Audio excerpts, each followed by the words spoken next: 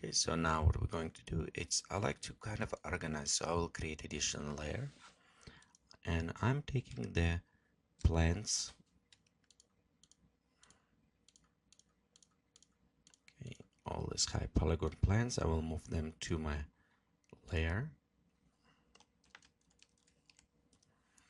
As well, many times what I like to do is to make it invisible layers, so it's kind of clear up our view, because I know already where the position, and if needed I can look again. We also can do exactly the same for the terrains and other options, but I want to leave them on at this point. Let's go work with our sun. For this scenery, I want to use a little bit more dramatic look for the lighting, so I'll take my light and I'm placing a little bit above our castle. Okay, so let me move it here. It's almost like a light coming source from top of our castle. That way also positioning sun around this, it will produce interesting shadows that our character and plants will cast on the ground from that point. Okay, let's actually select my character. Okay, and we'll go to move him maybe around this area, just slightly separation, and we'll see how we work a little bit more with the lighting at that point. Okay, we'll go to atmosphere, go ahead, atmosphere editor. Okay, and let's set some settings. One, I want to switch this to global radiosity lighting for this. Okay, we'll go to maybe add a little bit more towards ambient lighting. And let's set this desaturated and darker. So it'll give it us nice depth, kind of coloring going over this. Okay, we'll go to sky and fog at this point. And right here, you know what, let's make sky saturated. So we'll add more colors, and reason why, because we have sun staying up front of the camera, and with all the lightings scattering inside the atmosphere, we're losing this coloring of the sky. By increasing our sky saturation, so we can add this all blue kind of looking to that.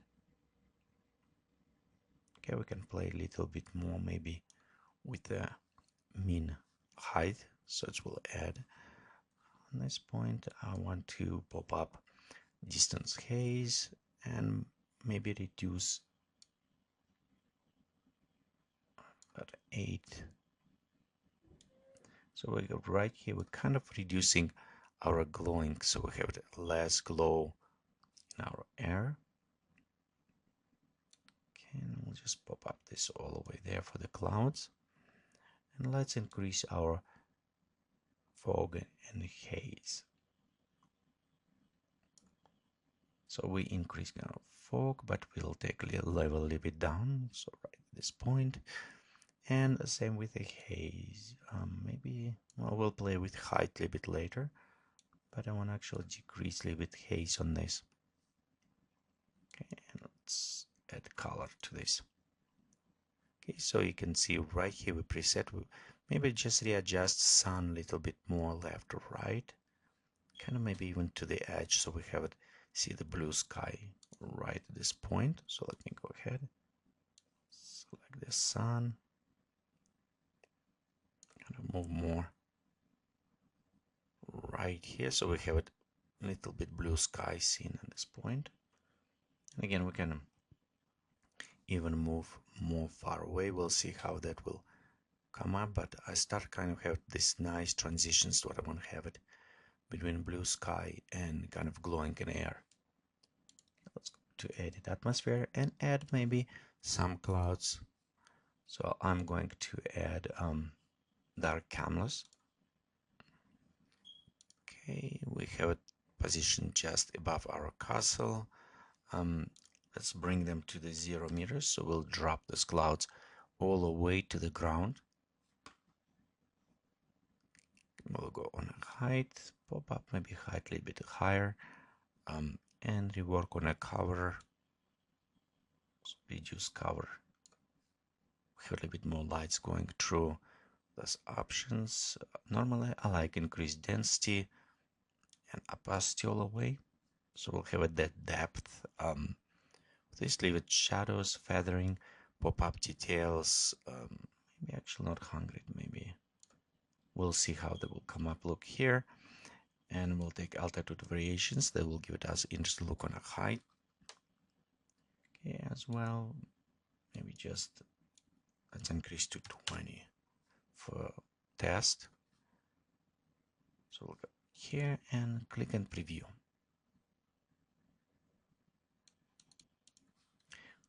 Okay, so you can see we have an interesting depth actually going right here, but our castles is kind of hiding. So let's rework on this. Okay, and normally I have my clouds at this point. And actually, one nice thing, and this is for the Vue 8.9, then you can take your cloud layer and kind of move. If you have a different version, you need to go inside the density or size and kind of rework right at that point. But I can see when I start moving, so I can see my cloud a little bit, my castle more visible. As well, I kind of don't like a little bit too yellowish for my terrain, and I need to go inside and remove maybe some of the